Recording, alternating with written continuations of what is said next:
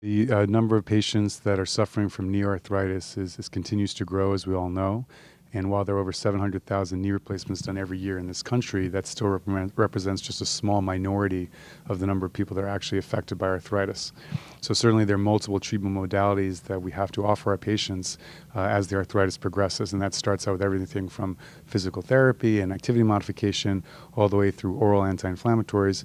And then we can offer some injectables as well. Historically, cortisone and corticosteroids, injectable corticosteroids, has been the go-to treatment primarily for acute pain relief. And I think of corticosteroids really as a short-term solution for a chronic problem. And the Academy has also recommended that as a short-term solution. I think if you're looking at more longer-term solutions, there are other options that are out there, including viscosupplementation and newer technologies such as PRP and stem cells.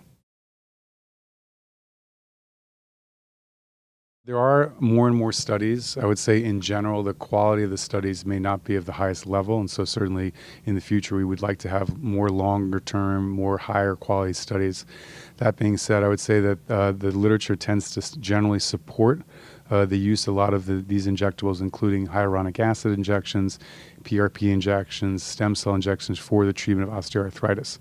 That being said, because of the relatively short-term follow-up and because of the lower quality of the studies, the Academy to this point has really has recommended really not one way or the other in terms of these injections.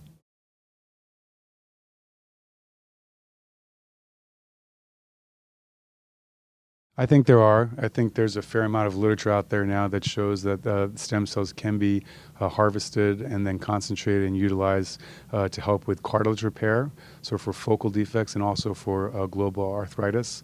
I think the literature in general would support this more in the patient that may be a little bit younger and may have more mild to moderate arthritis. But there are also studies out there that support the use of stem cells, and the results support the use of stem cells even in older patients and patients with more advanced arthritis. I do use in my patients. I use stem cells for multiple applications, well beyond knee arthritis. I think that nowadays patients are really asking for this. So a lot of patients hear about a lot of high-profile athletes that are going for this, and certainly it's covered in the mainstream media, and patients are much more educated about this, and they are looking really for more non-surgical alternatives.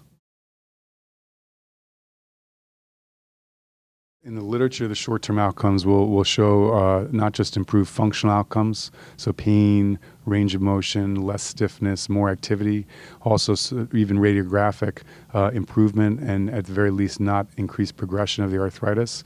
Anecdotally, I can tell you that these injections really do seem to work. Patients definitely report much less pain. And while the exact mechanism of how the stem cells work to achieve this is still unclear, anecdotally, I can definitely tell you that my patients report a lot of successful outcomes.